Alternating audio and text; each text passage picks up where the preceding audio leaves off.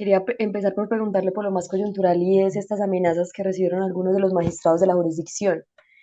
¿Qué sabe de ese caso? Hoy el Clan del Golfo negó tener que ver con esas amenazas. No sé si ustedes ya han investigado un poco más y saben si efectivamente son ellos o qué tienen por ahora.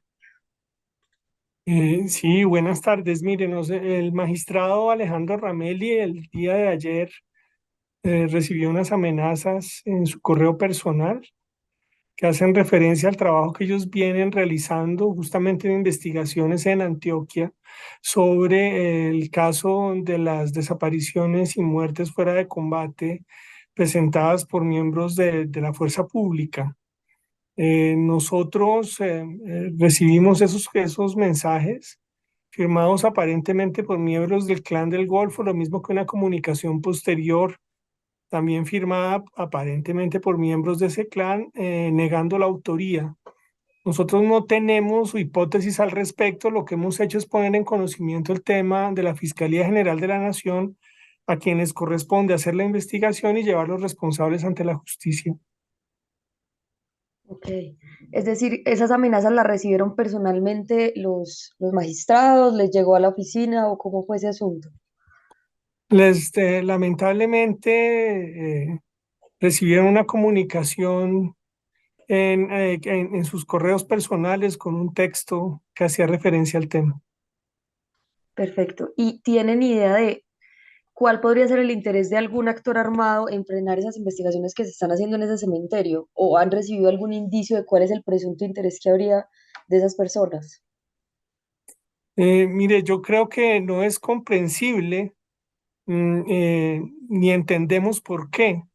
¿Podrían las investigaciones de la jurisdicción representar una amenaza para un actor en particular, tratándose de una jurisdicción que lo que busca es la reconciliación del país y que ofrece la verdad a las víctimas y una oportunidad a todos nuestros comparecientes para que, reconociendo la responsabilidad, accedan a los beneficios y puedan reintegrarse pues a la vida civil después de haber respondido a la justicia? Ok. Mi última pregunta con ese caso sería si en este momento igual las indagaciones en ese cementerio siguen o van a suspender por un tiempo mientras se ponen mejores las condiciones de seguridad. La Jurisdicción Especial para la Paz es un patrimonio de la nación y una de las herramientas fundamentales para la paz. Como una institución del Estado, nosotros no vamos a parar nuestras investigaciones, seguiremos adelante, las profundizaremos como corresponde y ofreceremos a las víctimas y al país los resultados de nuestras investigaciones. Por eso es tan importante contar con todas las garantías de seguridad que nos deben ofrecer la fuerza pública, los organismos de seguridad del Estado y las investigaciones de la Fiscalía General de la Nación. Perfecto, presidente. También quería preguntarle por el caso que ustedes llevan en el que mandaron a la fiscalía por una presunta obstrucción al trabajo de la jurisdicción. ¿Cómo va ese caso? ¿Qué les han dicho? ¿Ya han ido a declaraciones ante la fiscalía? Nosotros estamos a la espera de los primeros resultados que deberá producir la investigación de la Fiscalía General de la Nación. O sea que hasta ahora solo sabemos lo que ustedes hicieron, que fue la rueda de prensa y contaron todo el caso, etcétera. No ha pasado nada más. No, señora, solo hemos puesto las denuncias en conocimiento de la autoridad competente. Perfecto. Ya esta semana, como anunciaron ustedes, hoy será la última audiencia o la última oportunidad del ex jefe paramilitar Mancuso ante la JEP. Es abiertamente sabido que él sí fue un colaborador y que hizo parte de la estructura de los militares, que es lo que ustedes van a hablar con él. ¿Qué es lo que él tiene específicamente que contar o detallar para que la jurisdicción vea ahí una oportunidad y lo acepte? ¿Qué sería lo nuevo que él tendría que contar? Mire, el señor Mancuso lleva más de 17 años ofreciendo información a la justicia en Colombia, particularmente a los tribunales de justicia y paz y a la Corte Suprema de Justicia. Nosotros esperamos que haga unos aportes adicionales en el caso particular por el que lo estamos convocando, que es un periodo en el que él pudo operar como agente subordinado a la fuerza pública o miembro de la fuerza pública y le corresponde a él demostrar que los aportes que está haciendo son nuevos para la jurisdicción y a partir de eso tomar una decisión a los magistrados sobre su ingreso a la JEP. Si él ingresa y la jurisdicción decide que sí lo va a aceptar como compareciente, ¿él llegaría a Colombia en qué condiciones para rendir ante ustedes? Esa es una cuestión que está por verse. El señor Mancuso en este momento está en los Estados Unidos, en un centro de detención migratoria bajo la competencia de las autoridades de ese país. Estaremos viendo cómo sería el caso de una solicitud para que fuera enviado a nuestro país y poder ofrecer la información a la JEP. Si él finalmente es enviado a Italia, que creo que es la otra opción, ¿él podría comparecer desde allá o indudablemente tiene que estar acá en Colombia para comparecer ante la JEP? Él está compareciendo ante las autoridades en Colombia de manera permanente. Ante el Tribunal de Justicia y Paz tiene programadas audiencias hasta 2024 y en caso en que se fuera a Italia habría que ver cuáles serían las condiciones posibles de su comparecencia, pero nada de eso está definido. Perfecto. De esos casos de ex jefes paramilitares que probablemente podrían entrar a la JEP, ¿cuál es el caso que más ha avanzado, el de él o hay otros que estén más adelante? No, tal vez el de él es el que más ha avanzado, aunque como usted sabe, Jorge 40 rindió también un testimonio ante la jurisdicción con el mismo propósito. Y ese testimonio era la última carta que él tenía también para ingresar a la jurisdicción, ¿cierto? Exactamente, la misma condición, sí, una audiencia única de aporte de verdad que le permita a los magistrados definir su ingreso a la jurisdicción. En vista de que él ya habló con la JEP y ya dio su último testimonio, su última carta, ¿cuándo más o menos sabríamos si él sí va a ser aceptado o no? ¿En qué fechas definiría eso la jurisdicción? Sin duda, en un periodo muy corto, los magistrados deben estar decidiendo al respecto, aunque no podría decirle una fecha concreta. Ok. Y frente a esos casos de ex jefes paramilitares, ¿hay un magistrado en específico que esté al tanto de eso? ¿Alguien que esté a la cabeza de esa decisión? No, las decisiones sobre estos magistrados son competencia de la Sala de Definición de Situaciones Jurídicas en la Jurisdicción Especial para la Paz, donde hay una sala especializada dedicada a esos temas. Perfecto. Hablando de tiempos, presidente, quería preguntarle por esas primeras sanciones que va a impartir la JEP. En entrevistas anteriores con el anterior presidente de la jurisdicción, él me había dicho, sin atreverse a dar una fecha puntual, que era posible que esas primeras sanciones salieran en el primer semestre de este año. ¿Eso sigue siendo así o se han encontrado trabas en el camino que podrían hacer que esas decisiones sean posteriores? Las decisiones que están pendientes para llegar a las primeras sanciones están a cargo del tribunal que en este momento realiza el juicio dialógico que debe conducir a las sanciones propias.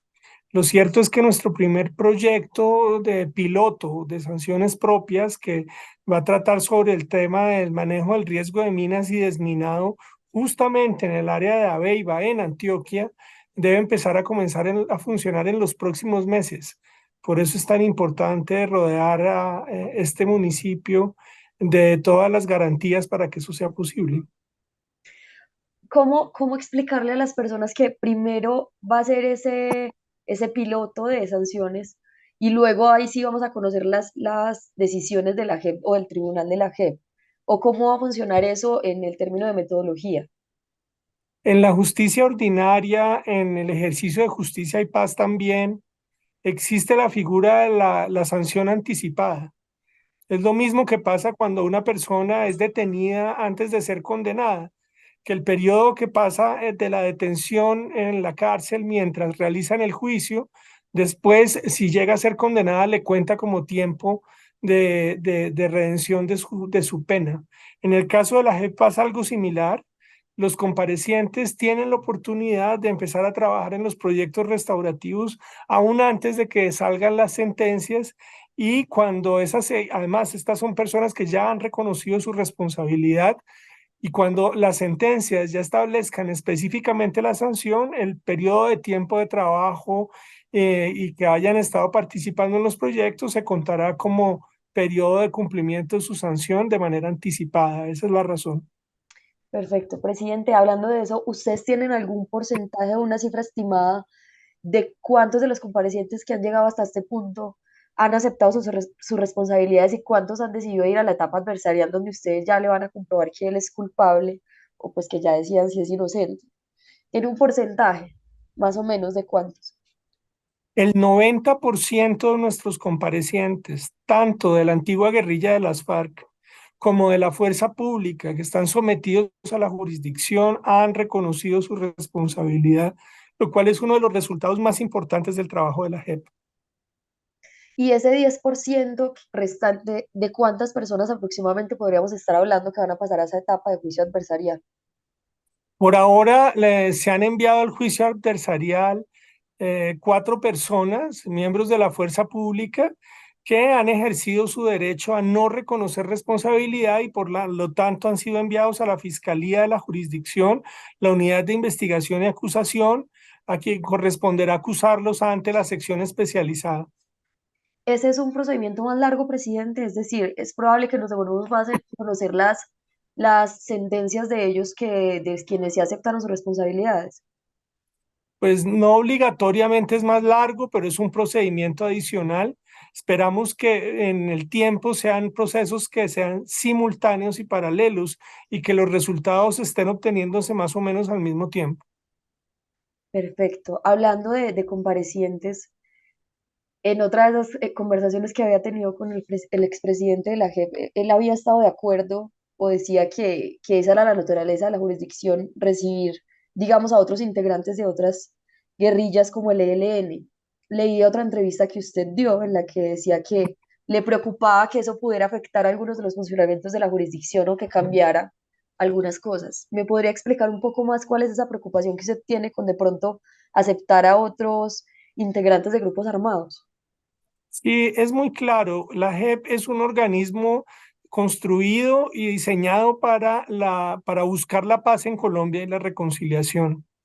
Nosotros estamos al servicio del país y del gobierno nacional y el Congreso como un modelo de justicia transicional que pueda ser útil para nuevas negociaciones. Y en eso somos muy claros, apoyamos cualquier iniciativa de paz en el futuro. Sucede, sin embargo, que la JEP es un organismo que ha sido diseñado de manera muy especializada para tratar con el tema de la antigua guerrilla de las FARC, la fuerza pública y particulares, y para eso tiene sus dimensiones. Cualquier nuevo grupo de comparecientes que por razón de los acuerdos llegara a la competencia de la JEP implicaría que nosotros deberíamos disponer de recursos adicionales o de una estructura adicional que nos permita abordar esas obligaciones. Y el riesgo que señalaba es que si simplemente nos enviaran nuevas responsabilidades, se correría el riesgo de colapsar el trabajo de la JEP en el presente. O sea que textualmente incluirle nuevos integrantes de grupos armados que no están en este momento en la jurisdicción, sin un respaldo económico y de planta que llegue con eso, podría colapsar la JEP. Eso es, Exacto, hace una interpretación muy precisa, claro. Entonces tenemos toda la disposición, pero necesitaríamos recursos y una modificación que nos permita abordar esas obligaciones. esa modificación presupuestal también incluiría una modificación, como no sé, de los estatutos de la JEP, digamos, que tendría que pasar por el Congreso o algo por el estilo, o con que las dos partes estén de acuerdo, ya la JEP podría recibir otros excombatientes de otros grupos. No, esto obligatoriamente requeriría la intervención del gobierno y particularmente del Congreso de la República, porque la modificación, además de los recursos de los que estamos hablando, se requiere una transformación de la competencia de la JEP, es decir, a quién estamos autorizados a juzgar y sobre hechos que ocurrieron en qué periodo y qué tipo de hechos.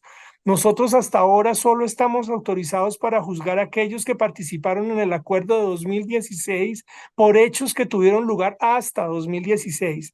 Hechos ocurridos después de esa fecha no es posible para nosotros juzgarlo, ni para actores que no hayan participado en ese proceso anterior. Eso es lo que tenemos hasta ahora.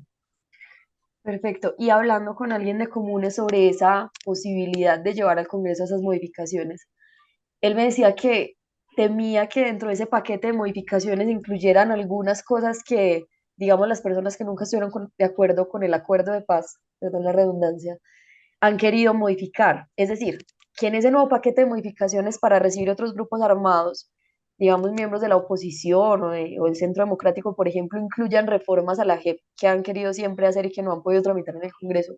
¿Usted cree que ese temor es realista o cree que podrían pasar modificaciones fácilmente por el Congreso sin afectarlos a ustedes? Mire, la labor del Congreso de la República es justamente hacer los debates democráticos que son necesarios, dándole representación a todos los sectores que participan en él. Yo creo que no es dable descartar ninguna intervención ni ninguna posición como corresponde a un organismo de representación popular. Entonces, la idea de que se puedan presentar ese tipo de debates o modificaciones que estén solo previstas por ciertos sectores es si quieres, un riesgo que es el riesgo de la democracia, pero que implicaría también la legitimidad de cualquier reforma que se hiciese. Entonces, nosotros vemos con absoluto respeto cualquier intervención que haga el Congreso dentro del ejercicio de sus competencias. Perfecto, presidente. Sobre este punto, una última duda. Justo porque recibir a nuevos integrantes les implicaría un esfuerzo institucional inmenso. Pensé que de pronto este ampliamiento de la planta que ustedes anunciaron hace poco tenía que ver un poco con eso, como con la posibilidad de ir estudiando esos puntos. ¿Tiene algo que ver con eso o no está ligado de ninguna manera ese ampliamiento de la planta con la posibilidad de que ustedes empiecen a ver cómo ayudar en ese proceso de la paz total del presidente? Mire, la ampliación de la planta que estamos implementando en este momento es un proceso que comenzó hace más de 2 años y que respondía a necesidades que fueron emergiendo durante los primeros 5 años de trabajo de la JEP. Esa ampliación que se acaba de hacer nos va a permitir atender el trabajo que tenemos congestionado y que ha sido bastante grande hasta ahora, en el que ya pudimos dimensionar el trabajo general de la jurisdicción. Entre eso, por ejemplo, estamos a cargo de 11 macrocasos con las dimensiones que el país conoce, cientos de miles de víctimas, decenas de miles de comparecientes en procesos bastante complejos. Entonces, la reforma que estamos haciendo ahora tiende a necesidades del pasado.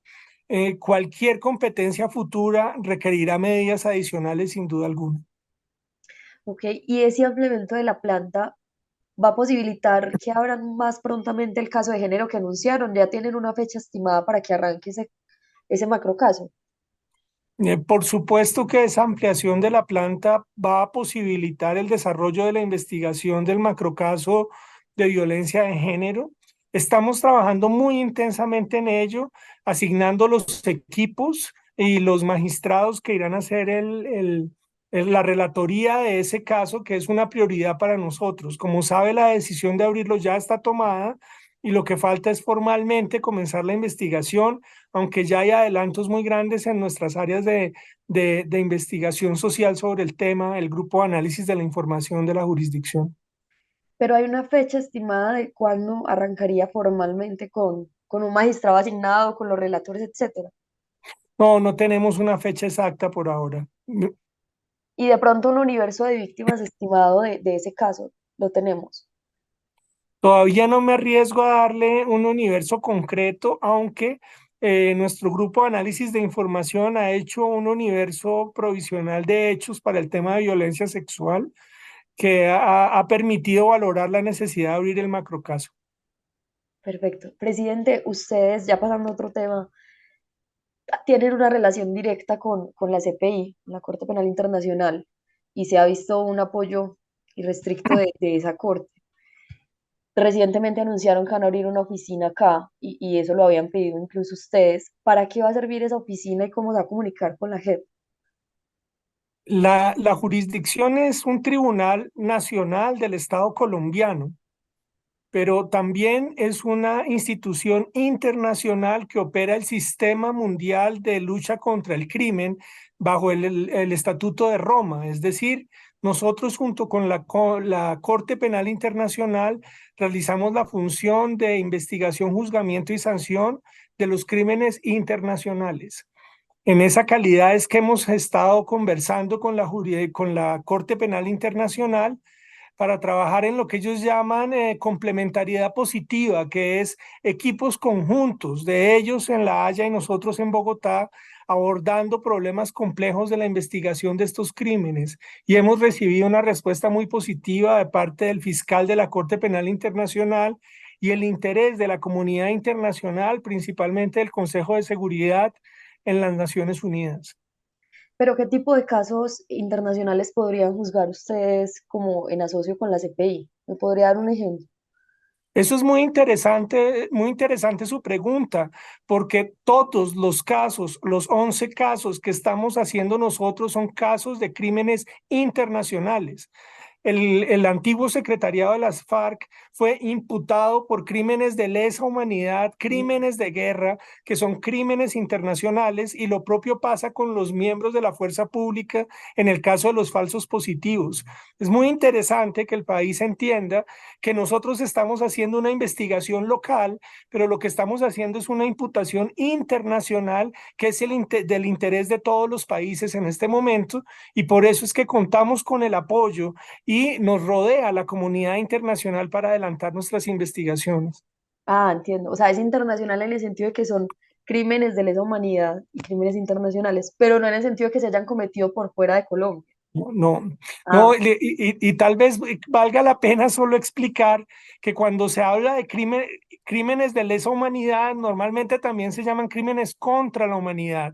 Es decir, que 23.000 secuestros en Colombia o 6.400 falsos positivos afectaron a las víctimas directas, ofendieron a la sociedad colombiana, pero la gravedad de esos crímenes ofende a la humanidad en su conjunto. Eso es literalmente lo que quiere decir crimen de lesa humanidad. Por eso, una persona que ha cometido esos crímenes puede ser perseguida no solo en Colombia, sino en cualquier país del mundo bajo la idea de jurisdicción universal. Y si no fuera procesada en Colombia, podría ser detenida en cualquier lugar del planeta.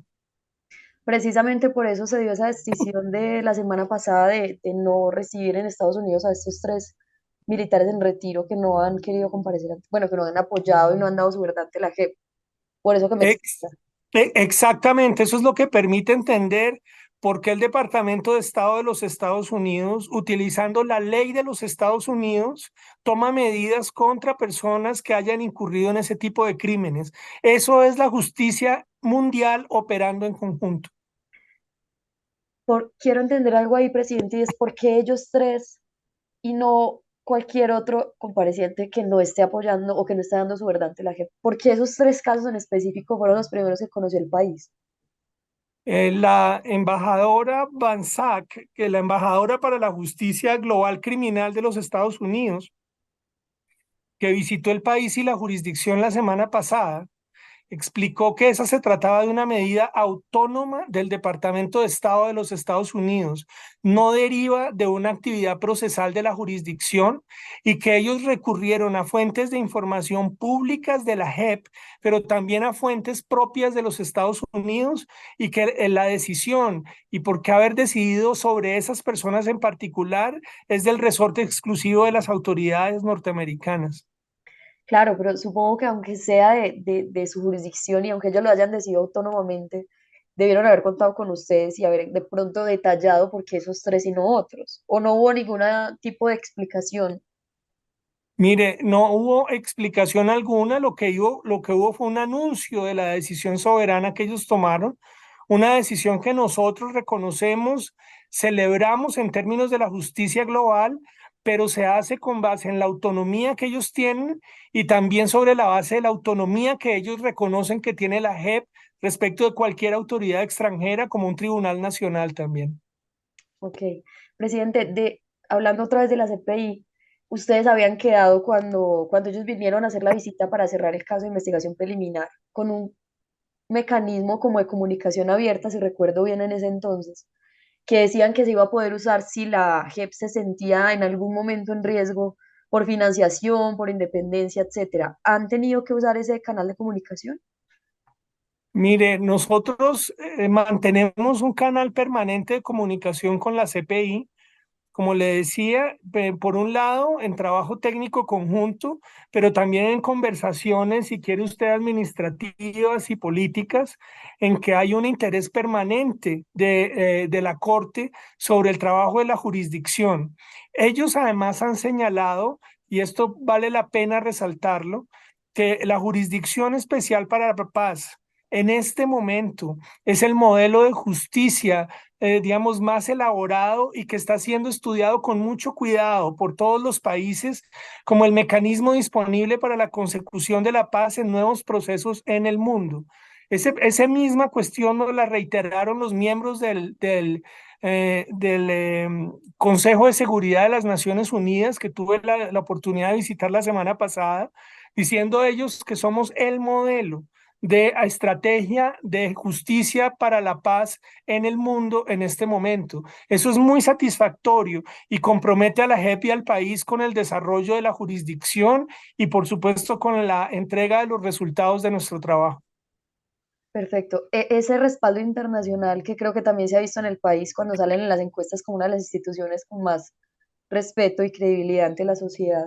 ¿Lo siente usted también ahora con este nuevo gobierno? ¿Se han sentido respaldados, apoyados, digamos que dentro de la independencia que tienen que tener, pero digamos que con el gobierno de Iván Duque fue un poco más difícil, según entiendo? ¿Se han sentido respaldados con este gobierno para hacer su labor? Mire, usted bien lo dice, el tribunal es un órgano judicial que reclama su independencia y su autonomía dentro de la separación de poderes. Yo en eso quisiera también ser muy claro. Nosotros de parte del gobierno del presidente Duque tuvimos un respeto y un apoyo, inclusive mediando las diferencias que ellos tenían respecto de los acuerdos y del sistema. Ellos fueron muy respetuosos en términos institucionales de la independencia de la JEP y nos ofrecieron los recursos que necesitamos en su momento. Lo propio se puede decir del presidente Petro actualmente, quien ha desplegado también todos los esfuerzos necesarios y ha garantizado los recursos, como los que usted mencionaba, de la ampliación de la planta, que es un buen ejemplo, es una ampliación que fue establecida y diseñada en el gobierno de Duque y que fue ampliada y materializada en el gobierno de Petro. Creemos que la relación de la jurisdicción con el gobierno nacional es una relación sana, muy institucional y respetuosa de la autonomía de cada una de las ramas.